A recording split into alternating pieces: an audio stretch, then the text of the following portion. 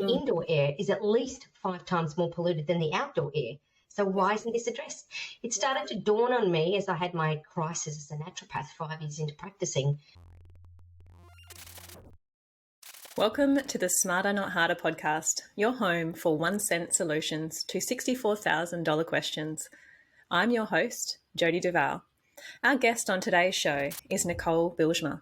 She is a building biologist, bestselling author, Ph.D. candidate, and CEO of the Australian College of Environmental Studies, which she established in 1999 to educate people about the health hazards in the built environment. Nicole is a former naturopath and acupuncturist and has lectured in tertiary institutions for 30 years, has published in peer-reviewed journals, has written extensively for Body and Soul newspaper in Herald Sun, and is regularly consulted by the media to discuss mould, electromagnetic fields, and toxic chemicals, and lectures in Australia and abroad about environmental health issues. So, what did we get into in this conversation? Why environmental medicine and how these exposures are so important to health? How the environment influences health? What can we do about these environmental impacts? What is an environmental exposure history questionnaire and how we can utilize it in practice? Plus lots more. So please get comfortable, and before we get started, don't forget to hit the like and subscribe button below so you never miss an episode.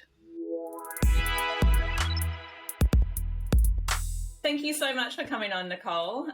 It's such a pleasure to have you and talking to you again after a few years. And I'm very, very excited to talk about what we're going to do today on environmental medicine. So thank you. You're welcome. Always love talking about this topic. So I wanted to always start, and it's always great to give the audience a bit of a history on yourself. You do have an amazing college, the Australian College of Environmental Studies. And I wanted you to give us a little bit of history on how you landed here, how you came about, and why you created a college on it all. So my journey started as a result of 2 events that happened in my life. Firstly, I noticed a really strong correlation between many of my patients' illnesses, namely asthma, allergies, autoimmune disorders, and chronic fatigue syndrome at the time, and illnesses with their home. They started by the 3rd or 4th consultation going, what do you think of the mold in the house? Or, I'm sleeping near the meter box. Is that a problem? And, I didn't know anything about that. I have a qualifications as a naturopath and acupuncturist, spent 8 years at uni. Years and years ago, I finished. In fact, I was reflecting on that 30 years ago, I qualified. So it's been a long time. Wow. And also, went to China in 92 and did some further training in the TCM Guangzhou Hospital in acupuncture. And we didn't learn any of this. But it wasn't until we moved into our first home that we bought in Warrandyte, which is a really lovely area in Melbourne. It's the closest state national park to the city of Melbourne. And the time we moved in, within days, we were both not sleeping very well. And then after 12 months, I fell pregnant and subsequently miscarried and had 10 miscarriages in this house. And we went to every specialist. We went to the recurrent miscarriage clinic at the Royal Melbourne Hospital, IVF. They couldn't help us because I got pregnant easily, so they said there's no point. We went to hematologists, immunologists, we went everywhere, right down to the esoteric to the other end, mediums, kinesiologists, naturopaths, of course. Naturopathy and acupuncturist were really important as part of my, coming to terms with this and getting my health really well, and my husband. And it was realising, actually, if we took a time history, everything went pear-shaped moving into this house. So I started to look at what was going on with this, lovely home, half an acre on the river in Warrandyte, and realised that we were, living on a T intersection, and the traffic would during peak hour would be quite high. I started to measure the carbon monoxide levels, and they'd triple in our master bedroom, which was closest to the road, and that would take 3 hours to dissipate, even though it was within the exposure standards. And then all the increase again in the peak hour traffic in the afternoon. So we were always exposed to elevated levels of traffic-related air pollutants, and therefore likely particulate matter, noxious gases, nitrogen dioxides, etc. We had Parks Victoria coming regularly to spray our bushes, blackberry bushes, with pesticides, because we bordered on Parks Victoria, so there was quite an increased load of pesticide exposure. I also had a dowser come in because we had a European wasp nest just outside of our bedroom window, and he said that's a sign of geopathic stress, and it happens to be going under your bed, under the master bedroom. So I thought, well, that's another thing. But the big one was we were sleeping on the other side of the wall of the meter panel, And the magnetic fields, when I started measuring that, would increase in the middle of the night when the electric hot water service would kick in. So I said to my husband, we need to get out of this room, even though, the house looks good, you couldn't see or smell any issues, etc. So we need to get to the back bedroom. There's something wrong with the room. There's already 4 things I've identified that are an issue. Yeah. Moved to the back bedroom, fell pregnant naturally with twins, and the rest is history. In the same house is incredible. In the same house, yeah, exactly. My goodness. Goodness. And what really got me as a result of that is I started to look at the literature on indoor air quality by the US Environmental Protection Agency, and there was so much data. I'm thinking, why didn't we cover this in the naturopathy course? Why wasn't this covered? There's so much evidence on the impact of air quality. We know that more people die from breathing outdoor air in Australia than they do from the road toll. And indoor air is at least 5 times more polluted than the outdoor air. So why isn't this addressed? It started to dawn on me as I had my crisis as a naturopath 5 years into practicing.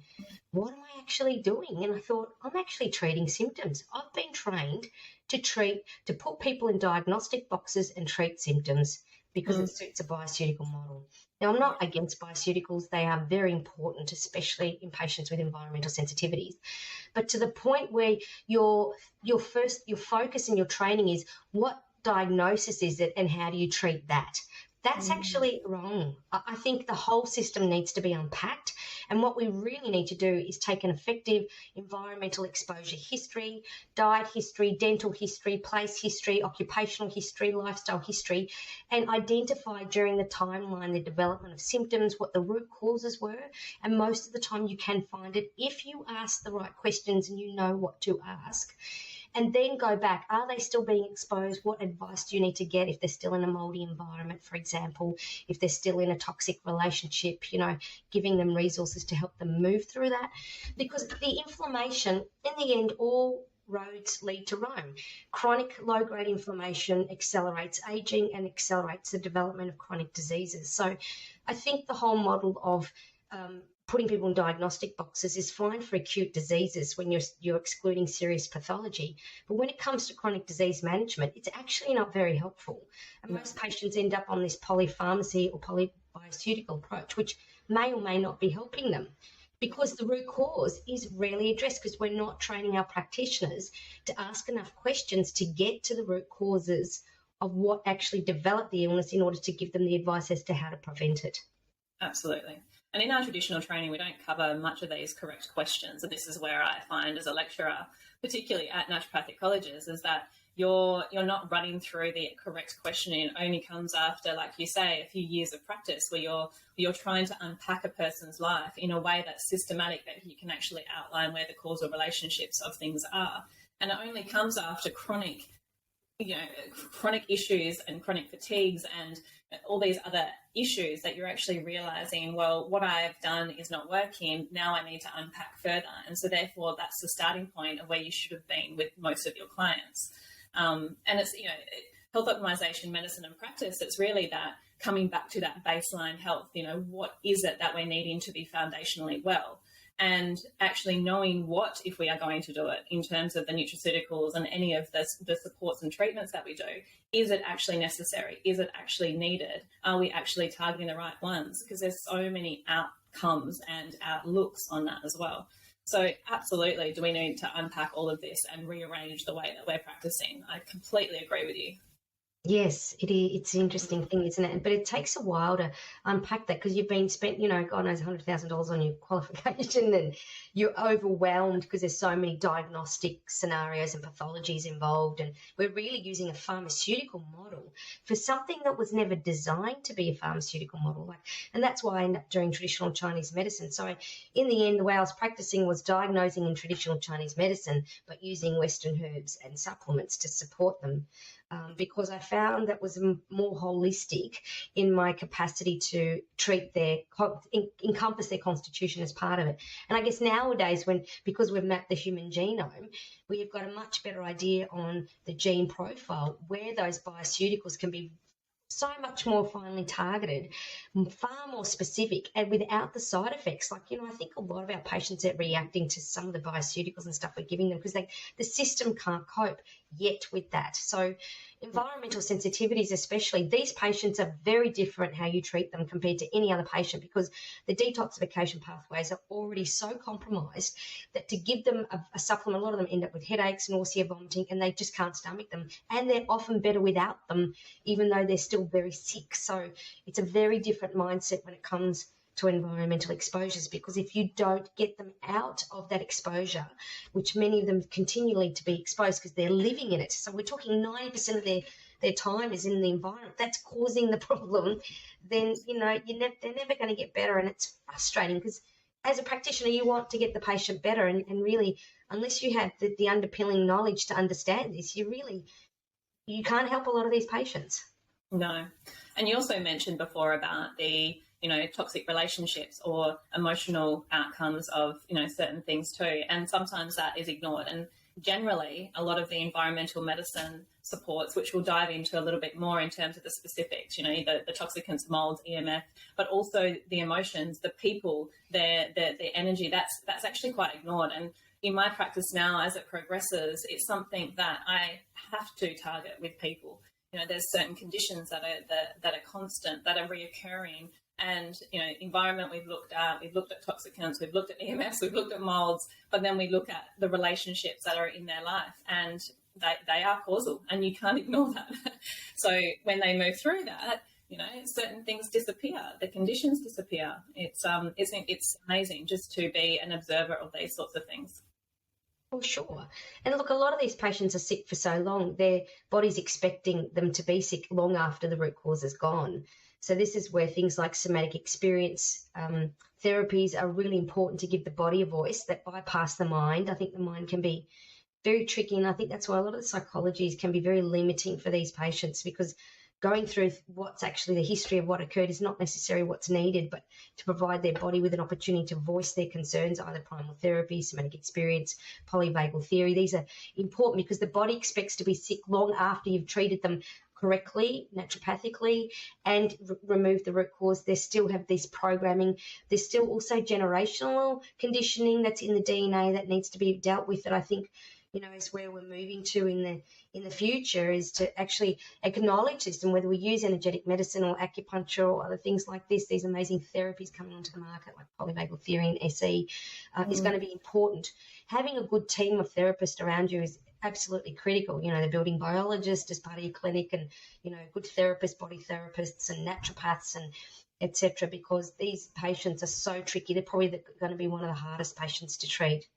Yeah, absolutely. So on that point, let's dive into a few different environmental influences on our body, and then we can come back to those really, really sensitive, chemical sensitivity clients and environmentally sensitive clients, and then what we can actually do about them. But I think it's also good to note that not just only those who are very chemically sensitive, but we need to be putting ourselves into a better environment. We need to be protecting ourselves and preventative against any of these bad environments. So not only when we're talking about the bioceuticals, but we're also talking about the actual environments we're living in, and what the awareness of what we should be doing around those as well. So we can dive into all of that. But let's start with a general, an overview, and then diving into each of sort of the toxicants and things that you've noticed and in your research, because that's very fresh for you in your PhD. So with environmental exposures, what's concerning is they've increased, especially to things like man-made electromagnetic fields have increased in 18 orders of magnitude more than when our grandparents were children. I mean, that is enormous. We've never been exposed to this level of man-made electromagnetic fields in the history of mankind, and our children and generations are now born into exposures in utero from the cradle to the grave. So we are essentially the guinea pigs to this man-made electromagnetic pollution, which is ubiquitous now throughout our homes, our workplaces, our schools, and without little requirement of data to prove safety, because of course when it comes to products on the shelves, etc., there's no requirement for industry to prove safety, especially telecommunications. They can just say it doesn't cause a problem, and then of course researchers can spend their whole life to go, well, actually that particular frequency could cause this particular effect. That takes decades of research, and unfortunately with electromagnetic field research there's very little funding, and the few practitioners and researchers who have decades of experience are often not getting funding by the universities because they're getting pressure from telecommunications. So massive conflicts of interest going on in the industry that people don't aware of. We hide behind this thing called evidence-based medicine, but when you dig deep, you realise that a lot of it's we've corporatised our tertiary institutions.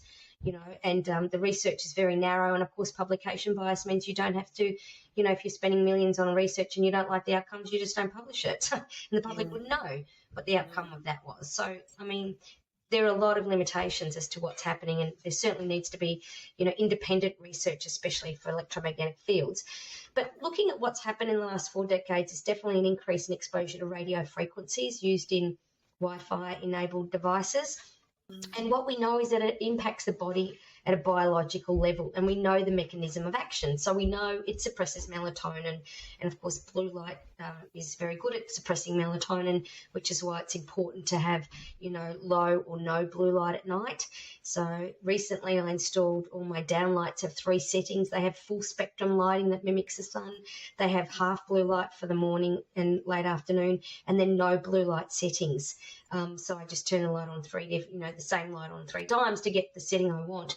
And the difference to the kids sleeping has been quite extraordinary. That alone, the lighting in the home has been quite amazing, because a lot of the lighting we have emits UV, it emits radio frequencies. You've got Li-Fi and smart devices, they can hear you, they can see you, blah, blah, blah. And it's emitting radio frequencies that we know can affect melatonin. So melatonin is probably the most important neurotransmitter for sleep, but also as an anti-cancer antioxidant. So the quickest way to suppress your immune response is to suppress melatonin by just using your digital devices, especially at night after dark, and be exposed to the blue light. So that's probably one of the most important things you need to let your patients know is they should have blue light filters. If they have to use a digital device, have blue light filters on their computer screens or their Wi-Fi enabled devices, so that they're not exposed to that, because that could dramatically impact their circadian rhythm and capacity to sleep.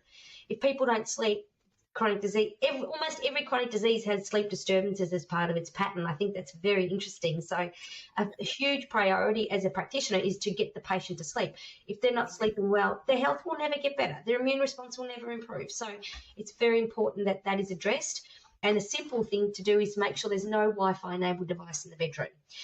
So, and on adjacent rooms. So asking what's on the other side of the wall of the bed head.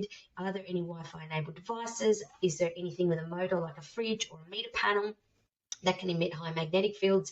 These are simple questions that can make dramatic differences to patients' capacity to sleep. The second mechanism of action that EMFs can affect human health is increasing oxidative stress. It acts on voltage-gated calcium channels, specifically in the heart, the testes, and the central nervous system.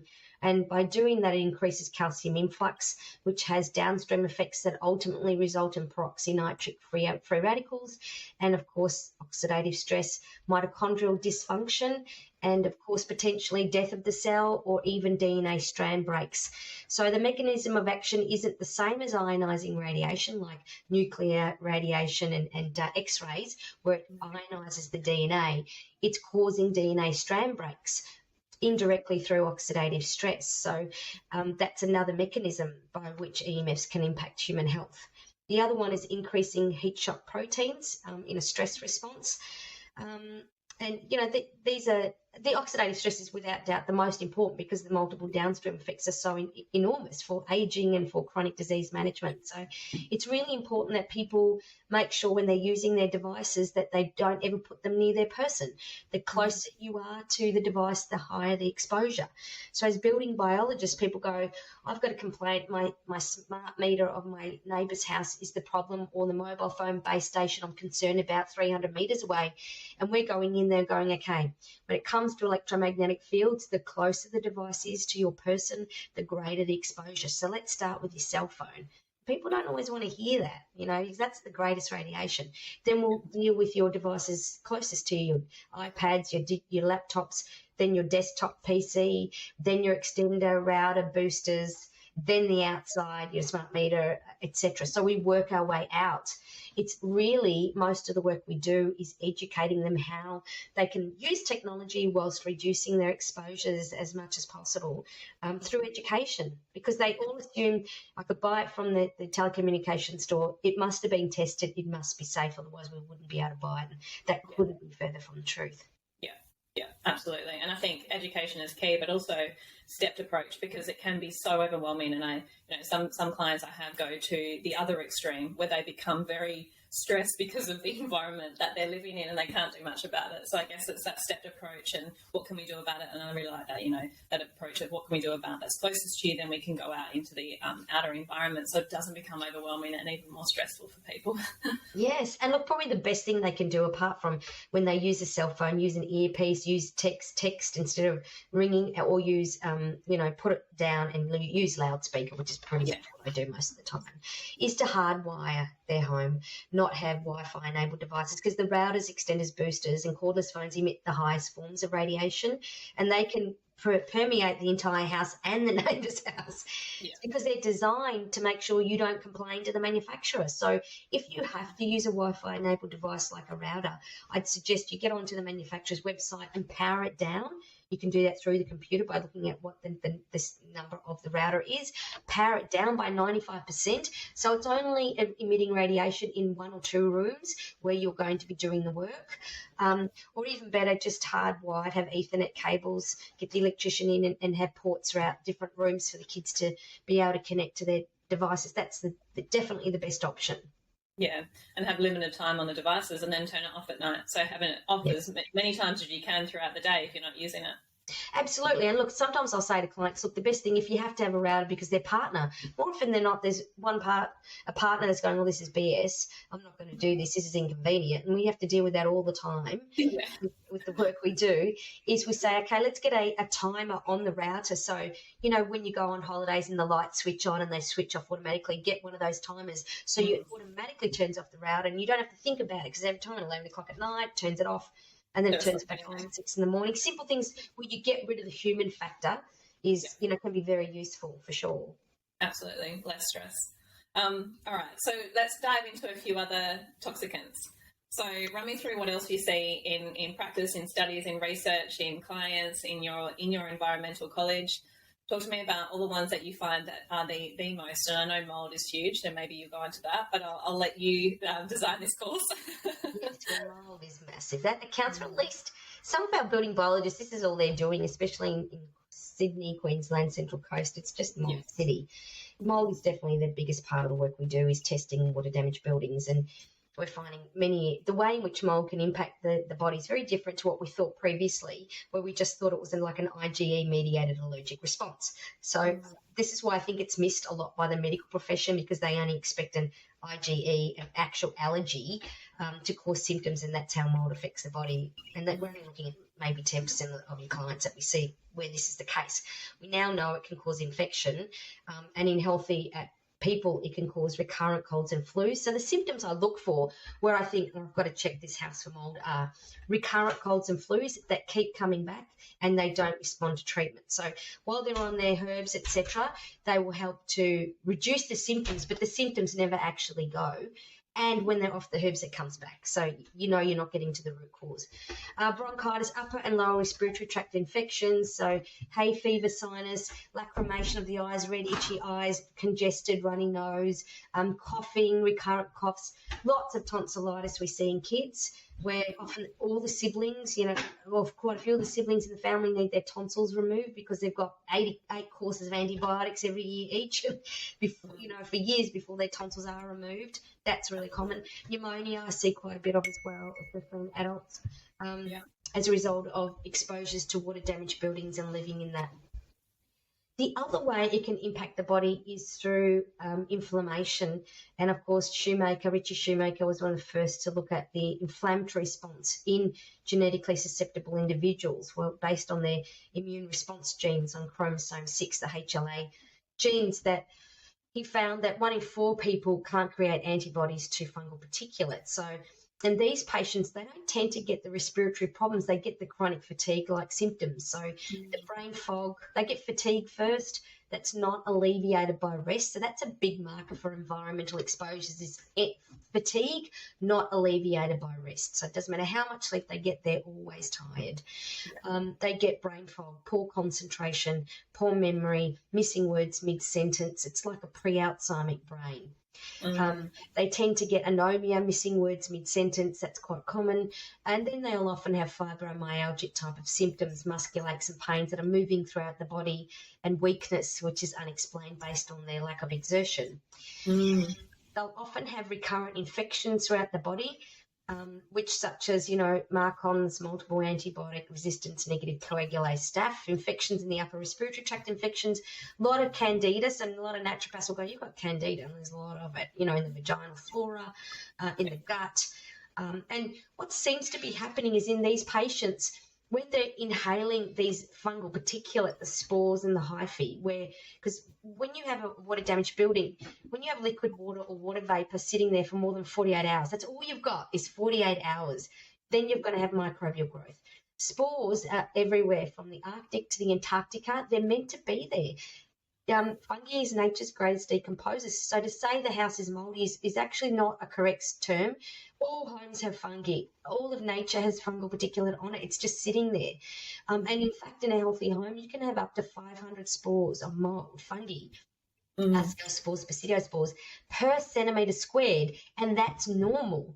So the key issue in water damaged buildings actually is the presence of dampness. As soon as you have liquid water sitting on a surface for more than 48 hours, you're going to support microbial growth. It's the microbial growth that's associated with adverse health effects, not just the presence of spores. So that's really important. So when people inhale this fungal particulate in this genetically susceptible profile, which is about 1 in 4 people in the population, it causes a suppression of key neuropeptides, namely melanocyte-stimulating hormone and VIP, vasoactive intestinal polypeptide, and antidiuretic hormone. So because of its impact on MSH, melanocyte-stimulating hormone affects melatonin, their sleep. It affects endorphins and their capacity to deal with pain. It affects infection. MSH actually keeps infection at bay. So when you suppress this neurotransmitter, which comes from the hypothalamus, you now have rampant infections. And in fact, this is what I believe anecdotally is going on in these mold patients, is they have rampant infections, uncontrolled infections throughout the body, which I mentioned, which are actually causing massive amounts of metabolites that are blocking key detoxification pathways in phase 2, liver detoxification. So when you block detoxification pathways, especially sulfation, glucuronidation, glutathione conjugation, these pathways are the same ones that your catecholamines use. Adrenaline, noradrenaline, serotonin, melatonin. So what happens over time is these patients develop anxiety, depression, psychosis, not because it's a true mental illness, but because it's a detoxification issue where the catecholamines can no longer be detoxed, so their half-life in the blood is increased. And I haven't seen any data on this, but this is what seems to be going on in the patients that I'm dealing with, that, they develop these mental health symptoms over a longer period of time. First the fatigue, maybe the respiratory problems, then the fibromyalgia, then the mental health starts to decline. And to me, it seems like a detoxification issue. And the reason I say that is because nearly all of them become chemically sensitive. A lot of the environmental chemicals, especially the persistent organic pollutants like your flame retardants and pesticides, they are using the same detox pathways. So they can't be detoxed. So their perfume that they've worn for 20 years, suddenly they cannot wear anymore because it cannot be detoxed. It's sitting in the systemic circulation. It can't be detoxed where it's causing harm to the central nervous system and other vital organs. So I think this is really interesting that ultimately most of these mold patients seem to be getting chemically sensitive. So just treating the mold alone, that won't help in its own right. You have to look at what's their personal care regime, what's their pest regime, what air fresheners and incense and essential oils are they using in the home, because their body cannot cope with that. The pathways are clogged. They have no capacity. And that means their capacity to actually deal with bioceuticals is gone. So often they cannot digest capsules or tablets. You have to use liquids. You have to use either rectal suppositories, or you have to use sublingual medications to bypass the gut and bypass the rest of the body because their system is so compromised. You've got to think very clearly about how you're going to help them in terms of their bioceuticals, because they often need that. They're often malnourished because their gut permeability has increased. The other neurotransmitter that's involved with the inflammation that I mentioned was vasoactive intestinal polypeptide. That's emitted from the hypothalamus, but it acts on the gut. So now the gut's more permeable, and that's where they become sensitive to gluten. So these patients who were not born with celiac, suddenly after being in a moldy environment, months later, can't deal with gluten. And it's not because of their diet, it's because the gut permeability is like this. And of course, you're getting, polypeptides coming through that are stimulating this autoimmune response, etc. It's sort of this massive impact that's ultimately affecting multiple organs, multiple systems in the body. And the root cause is inhalation of this fungal particulate. So, I mean, this really excites me because suddenly I get an idea of the pathology involved. And, oh, my God, that's why they're environmentally sensitive. That's why they can't do the chemicals. That's why they become anxious. And to me, as a practitioner, you want that timeline of when the symptoms developed, what was going on, symptom by symptom. When they get better, it's this Heinemann response that we learned in homeopathy, that healing occurs in reverse order. So you start finding that the symptoms start dissipating in reverse order. And that is a very good indicator that the patient's getting better. Even though they think, oh, my God, I don't have the symptom, it's come back. It's actually a good sign that they're healing in the reverse order of in which they develop the symptoms. And these things have been lost. Like, I was trained as a traditional homeopath.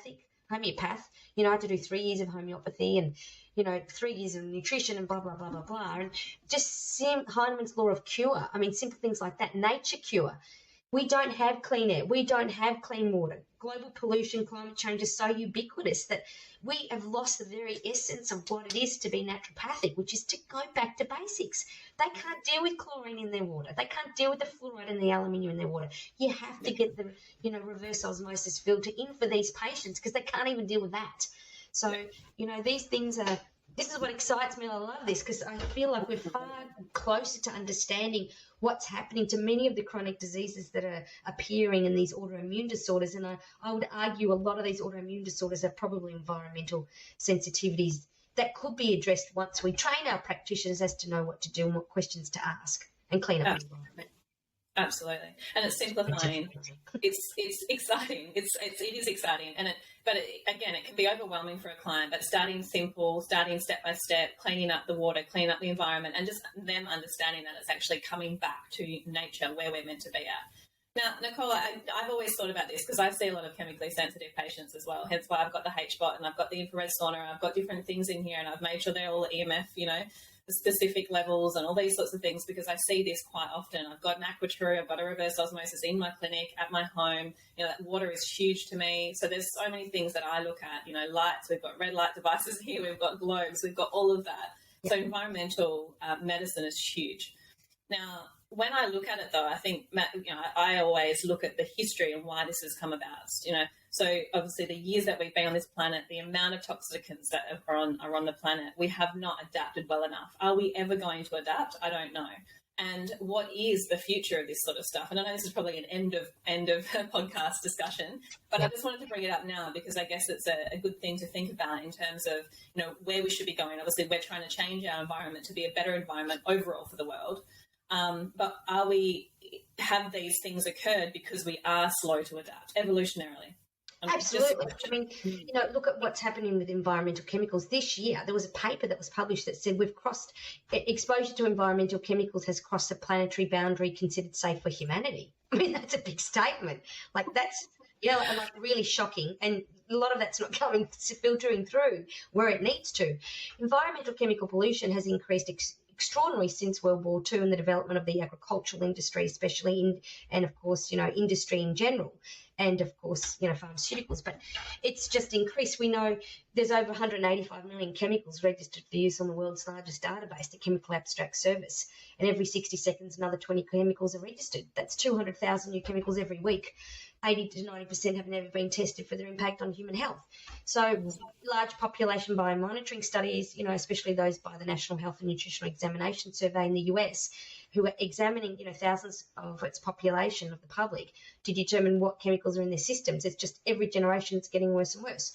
It's because it's not regulated very well. I mean, we have the Toxic Substance Control Act in the US, we have the REACH directive in the European Union, but there's a huge grandfather clause and there's still a lot of limitations to these procedures, because in the end it's coming at the cost of human health, because it's dividends for shareholders in a capitalist society. I don't want to get political, but that's really what it's coming down to.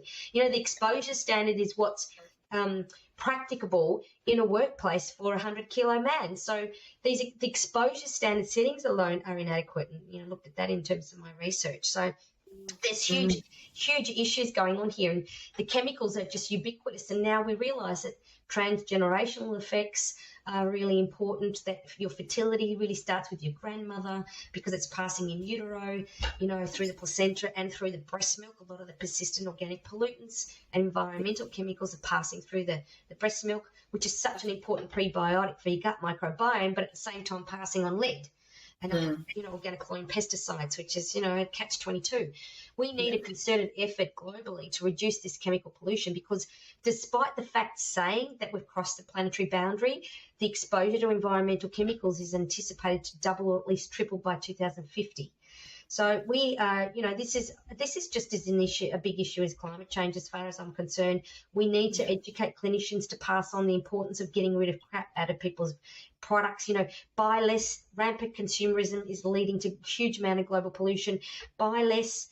Think about what you're putting on your skin, because that is absorbed directly into the systemic circulation. All this marketing hype about anti-aging, etc., when it's actually just petrochemicals, etc.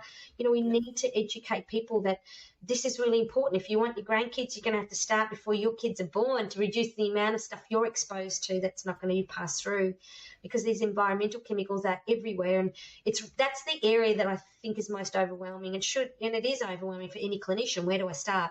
You start with giving pamphlets to show your patients. If you ever want kids, you really need to reduce your toxic load now. You need to really be on an organic diet as much as you can, as is important. Don't live near a golf course. If you're within a kilometre away, you're going to have high levels of pesticides, as I found time and time again. Living near flight paths, living near traffic-related air pollutants. Place medicine is really important. Living near farms where there's crop dusting. Living near heavy traffic where there's high levels of lead dust. Still, tons and tons of lead dust all over. A few weeks ago they published that study about the chooks and found that the chooks in a city of Sydney had 40 times higher levels of lead than factory chooks. And the reason is because if you live in an inner city area, the air pollution is really bad.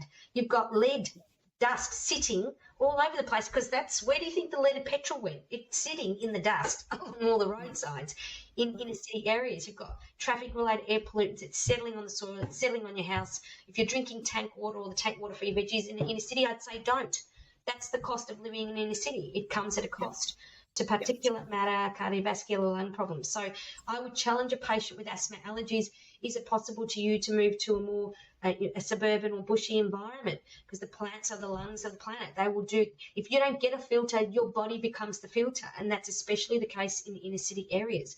So most of my students, I'll probably say all of my building biologists coming through the course, would not be living in the inner city areas after they've done the course, because it's not possible to maintain great vitality when you're constantly inhaling particulate matter and traffic-related air pollutants, which we now know, as a study last week, showed that lung cancer in non-smokers was due to air pollution affecting 90% of the world's cities. Yeah. In relation to that, you've got the green areas, you've got your blue zones, so the green and blue zones, you've got your oceans. How much...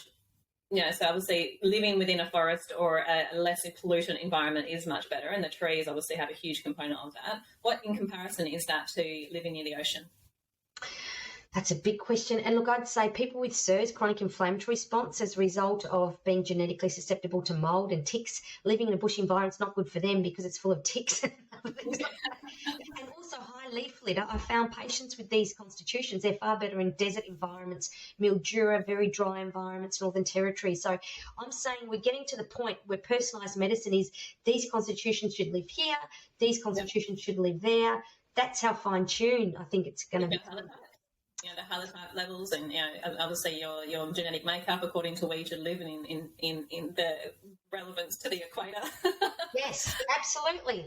So look, I think there are pros and cons to each environment in terms of where you would live, but generally somewhere where you've got sufficient trees, you're away from traffic-related air pollution, you're away from shipping ports, you're away from coal seam gas exploration, you're away from an open-cut mine, because the exposure pathway to an open-cut mine is 70 k's and you're still exposed. exposed to toxic metals. So, that's what I looked at in my PhD, the GM medicine. How far do you need to be away from these things before you even buy a block of land, which most people don't think of before they build a healthy home and they open a window and all this traffic-related air pollution's coming in, or people building a healthy home on a golf course. That's not possible. It's an oxymoron. So, these are the things that we need to consider.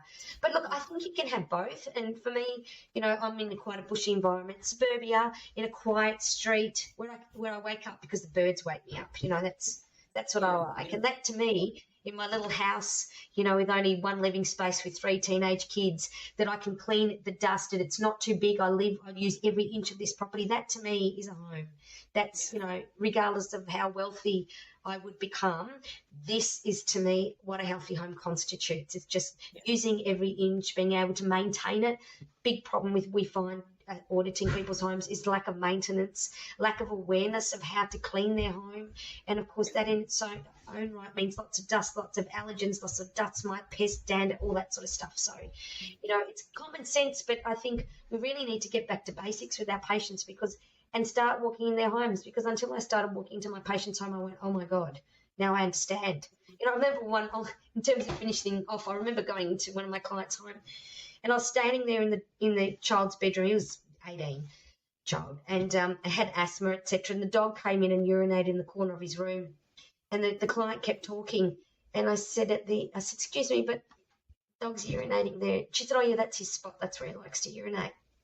So I had to write in the report, the dog should not be allowed to urinate inside the house. The fact that I have to say that, this is the sort of issues that are going on. Like, I've gone to some people's homes where I'm wiping my feet exiting their house as opposed to going in, because the hoarding, the clutter, and there's dog poo everywhere. And they knew that there were students coming in, that we were assessing their home, and there's dog poo that we have to move away from because it's throughout the house. It's just extraordinary. And you wonder, and we're talking lawyers, doctors. Wow. You need to start walking into people's homes, and you will find 90% of the time there's something exacerbating their condition or causing the illness. Birds flying around where there's bird poop all over the place. I mean, it's like, I'm going to my students, you need a full face respirator. You can't go in this room because there's bird shit everywhere. Like, come on. And this patient has respiratory problems, but their doctor didn't ask, the naturopath didn't ask. I've been into other bedrooms with 14 students and I'm going, what do you think's wrong with this room, guys? As I'm looking at the aviary that's covering 25% of the child's room, and there's bird shit everywhere, and there's birds everywhere. Like, come on. And this is the things, how would you know as a naturopath to ask that? You would never in my wildest dreams go, gee, should I ask if there is an aviary in the kid's bedroom with asthma? Like, this is what I'm saying. We need to start walking into patients' home, and you're going to be gobsmacked what you're going to find. Like, I could write a book with my students, and my graduates about what we find in people's homes. Like, wow. Oh my goodness. Well, that takes it to the next level. I think it's common sense that, you shouldn't be having Cadbury milk chocolate, or you shouldn't be having Coke, those sorts of things where then you have clients come in and they're having 16 cans of Coke a day and wondering why they don't feel very well. You're like, well, there's a slight problem there, but my goodness, aviaries in bedrooms, that's a whole new level.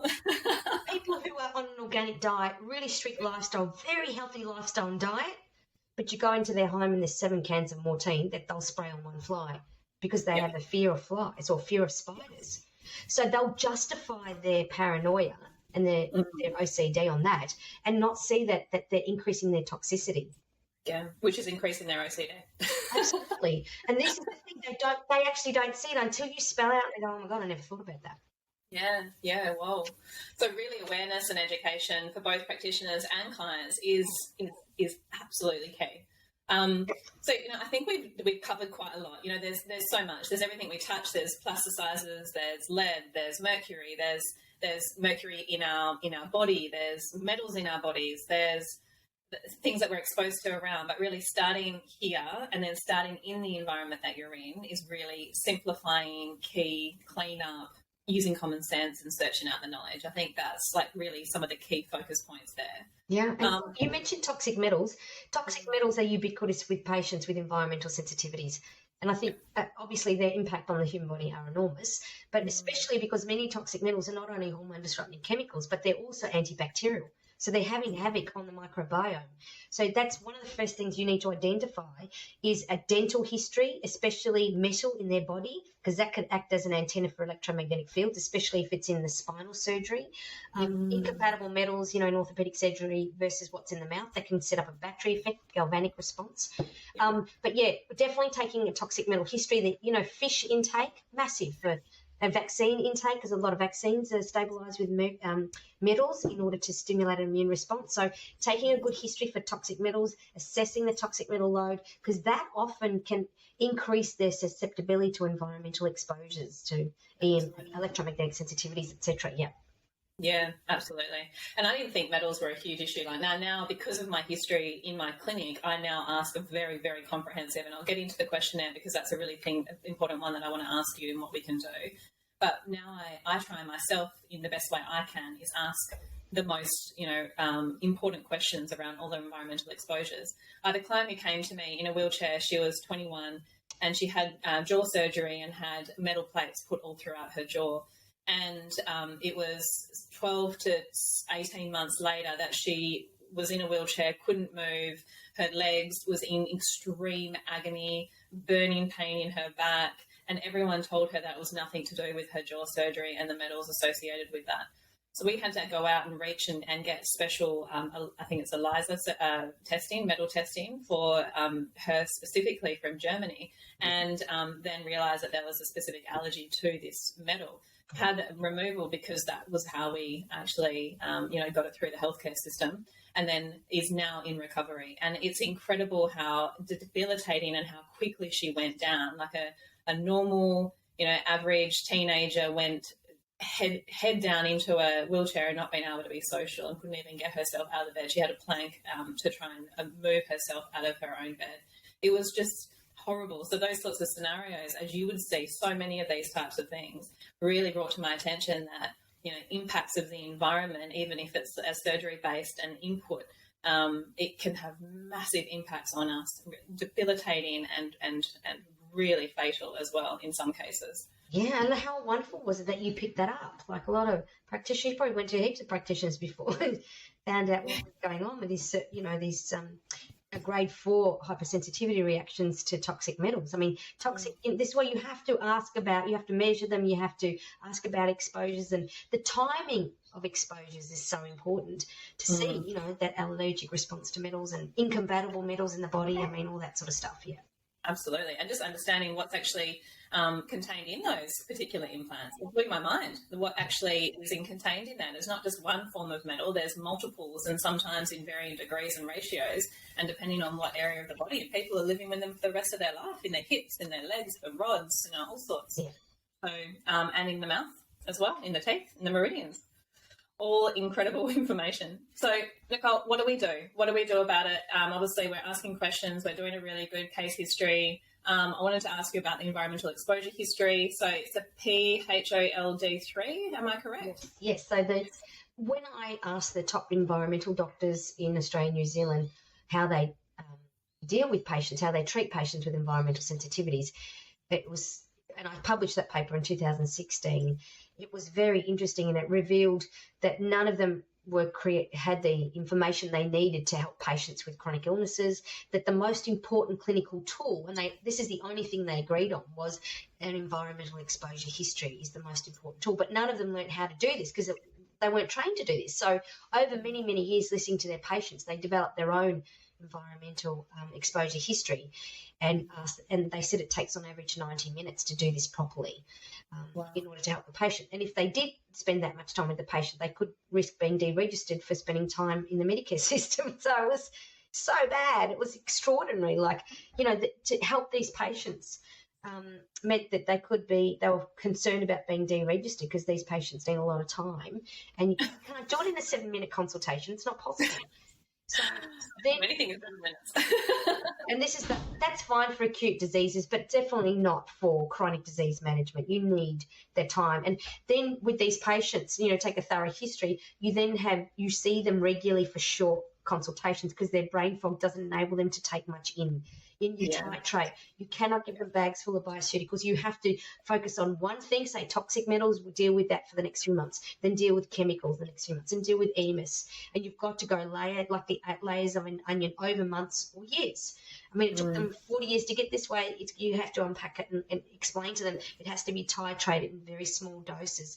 And they need that support as well. You know what I mean? They can't wait 3 months for their next consultation. They need practitioners that can see them for short consultations on a regular basis, because their brain fog is such that they can't take much in. But with the exposure history, fold is the mnemonic I use. So P for place medicine, asking with the place history where they've been from the moment their mother was pregnant with them, you know, in terms of the age of the home for lead, asbestos, you know, potentially if there's mold, visible mold or odour in the homes they've been in, of course their workplace and their school environments, if anything was mouldy or, you know, etc. Then, and of course proximity to farms and all those other things I mentioned in my book, Healthy Home, Healthy Family. H for hobbies. Are there any hobbies that expose them to chemicals or toxic metals or electromagnetic fields, you know, like lead lighting or painting or artwork or things like this that it could expose them? O for occupational history. I want to know what they did for their occupation from the moment they got their first job while they're at school. What did it involve? Were there chemicals? Were there toxic metals? Everything like that is important. Night shift is a nightmare. Any night shift will affect their circadian rhythm, and in turn it will affect them on every level, you know, in terms of everything. So that's important that they don't do that. Then, of course, their lifestyle. So occupations, every occupation. Lifestyle would be, you know, exercising, sleep. Tell me about your sleep pattern. Tell me about jet lag. Tell me about all that sort of stuff is very, very important. And, you know, their sleep patterns, when they go to bed, for every hour before midnight is worth 2 hours after midnight. That's really, really important. And then, of course, the 3 Ds, the drug history. I want to know about pharmaceutical drugs, recreational drugs. I want to know about their diet history, which, of course, naturopaths do brilliantly. And, of course, their dental history is also very, very important. So taking, you know, having the MIMS next to a drug guide. I mean, the amount of patients I'd see, the older ones who are on so many medication and their side effects, all the side effects of the drugs they're taking. So can you wean you off? Can you, you know, work with a doctor to help reduce this? Or it's complicated and it takes time. So that's where I think the exposure history is important. Yeah. So just unpacking that a little bit. Firstly, timing to do, obviously it depends on the answers. It's really hard to say that. And 90 minutes, you said, for most practitioners. But is there a sort of a set timing that you feel that you can do that particular questionnaire now? Yeah, look, I'd get them to take it home and take their time through it, because it's going to take a while. I think it's better for them to digest it over time and just go through, you know, with these patients, maybe, you know, one at a time. Just give it to them and they'll do it over time. If it's too big, it's too overwhelming for these patients with brain fog. So you might just give them place history. Let's start with that. Then we'll go into occupations and get them to do it in their own time. With this especially, they need their partner or whoever's living with them or family member to help them fill it in, because with the brain fog, they forget. I had patients, I remember when I was doing, you know, assessments of their home, and at the end of the consultation, they'll say, oh, I'm sorry, but, you know, I've had pneumonia 7 times in the last 8 years and I've been hospitalised and I forgot to tell you that. Yeah, exactly, yeah. Serious stuff. So enabling them to, you know, do that in their own time, so, because they'll forget and then they'll remember, getting other family members involved or people they're living with, because they'll contribute some useful information. If you've got these patients in the clinic, to have their partner or someone who knows them well there, so they can help jog their memory, because they'll often be very forgetful. Yeah, absolutely. And having you in front of them sometimes just to run through some of those questions is important, and that's where that re-jog happens, and they're just like, oh yeah, I remember that, you just reminded me. Yeah. So yeah, absolutely. So I think that's a fantastic resource and a prompter for most practitioners to be able to guide themselves through the environmental history of a client. Obviously, that's what it's there designed for. And I think it's very important to understand that as most practitioners or medical professionals, we try to do all at once. And I think that just comes from how we have been designed as institutions. We try to do, a lot, and we look at symptoms and we try in that top down versus that bottom up approach. And from that approach, it does take time, and to allow the client, you know, for most of my clients who I've had with chemical sensitivities or exposures, then they are always wanting to be better quicker, obviously, because they're at the low point of their life. Now, how long is this going to take, Jodi? Is this going to be 3 months? Is it going to be 6 months? Is it going to be 12 months? Well, you just don't know, but it's going to be at least 12 plus months that you're going to be taking to get yourself back to this point. And there is ups and downs in between all of that. And they get so disheartened by 3 months when they have like a relapse as such, you know, where they where they feel a bit better and then whoop, they go down a little bit and they're like, oh, I'm failing. So there's really a lot of work from the practitioners and the medical professional point of view that you have to uplift your clients and support them in so many different ways, not just what you're prescribing them. Yes, and this is where the diary is important. Like, I had a patient who went to their house, and most of the work we get as building biologists is through integrative doctors who have patients with these chronic illnesses and chronic inflammatory response, etc. And went to her house and did the assessment. The split system was completely contaminated with mold, and there was mold throughout the house because it was a single-story weatherboard 1970s with no insulation, single-pane windows. She was doing 4 loads of washing a day, washes the towels every day, washes the bed sheets every day. It's high levels of water vapor, and that hits a cold surface on the windows and the walls, and it causes mold. And she was very, very sick as a result of that. And she, the house was remediated, etc. And what she found was that when her husband was cleaning the mold off the surface, I said, you can't clean the mold, she would get a reaction. So even though she seemed to get better and the mold came back, every time we cleaned it, we highlighted when her symptoms and her son's symptoms got worse. So taking a diary and seeing what the patient thinks caused it can be very powerful and save you a hell of a lot of time. By them being more finely aware of tuning into their body below their neck and going, okay, my body just reacted, what's going on, to either audio record it or write it down can save you months of treatment. So trying to see those correlations. Did you go into your auntie's house that was moldy? Did you, have something that you ate that was problematic? Let's do a fast and challenge to see what that is.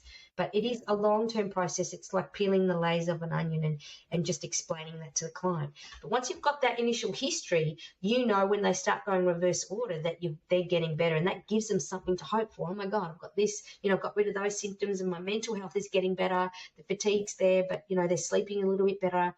That's gold.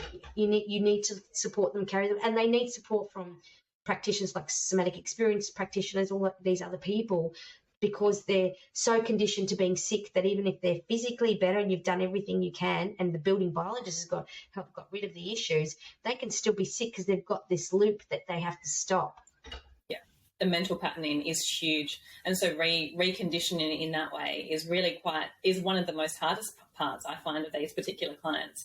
It's that direct network of thinking patterns and how their habits are in the day, and it's kind of like, I hate to say it, but Joe Dispenza's kind of work, when you believe something is happening. So there's a lot of work in that as well, where we're having to support clients through. So yeah, very, very good point. I love that. So now, where to from here? I want to give a little bit more of where to find you, your college, what's coming up for you. Is there anything? Obviously, there's a Ph.D. that's very, very, very close for you. That's so exciting. And anything else that you've got in your plans for your college, and anything in terms of research stuff that you've got coming up as well. Yes, I'm hoping to launch a course mid-next year on how to create healthy homes and market that to the public. So in the past, I've always focused with the college on training people to become a building biologist. That's an advanced diploma of building biology. That's nationally accredited because I'm a registered training organisation. That takes up a lot of my time because to maintain the status, as a TAFE is actually a lot of work. Mold testing, just doing a lot more. We're getting a lot more people through the course, trades coming through the course on how to test a water damaged building, because there's no legislation on how to do this properly. It's a dog's breakfast out there in Australia. Remediation and testing is just a nightmare. There's no consistencies. So really getting that out there as much as possible. Hoping to do the next version of my book by the end of next year, Healthy Home, Healthy Family. And I also have a couple of other books in my head that I'd love to get out, that they've been sitting there parked for a few years, that I'd like to get there as well. So hopefully that will happen. Yeah, that's so exciting. And I love your book. We've got it here in the clinic for reference. I show everyone it because I think it's very, very well laid out. It's very complex in terms of the information you give, but it's simple to follow along and actually know what to do about certain things, and gives you just enough to go and make action. So I really, really love that. So I'd be excited for more of your books to come. Thank you so much. So I'll put in the resources, where to find you, all the information about the college, and we'll also, that you have all your introductions there so everyone knows all about you. But I really, really appreciate your time today, Nicole. Thank you so, so much. That was a really in-depth, and I'm sure, well, I got lots out of it. I'm sure everyone else will get a huge lot out of it, and I've learned a lot today as well myself. So thank you so much. Thanks for the opportunity. We'll speak soon. This has been another episode of the Smarter, Not Harder podcast. If you enjoyed the show, can you head over to Apple Podcasts, Spotify, or wherever you listen to your shows and leave us a 5-star review? And while you're at it, go to YouTube and click subscribe. Thank you for tuning in to the Smarter, Not Harder podcast, your home for 1 cent solutions to 64,000 questions.